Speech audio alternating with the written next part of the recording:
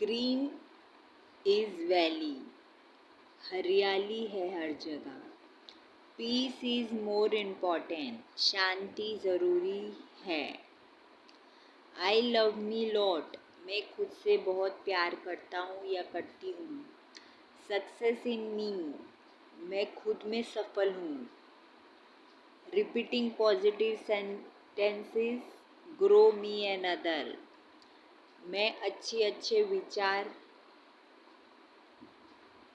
पढ़ता हूँ या पढ़ती हूँ और उसे बोलती हूँ तो मैं ग्रो हो रहा हूँ और दूसरे भी हो रहे हैं। तो आप इंग्लिश में भी रिपीट कर सकते हैं, हिंदी में भी, जिसको जैसा है।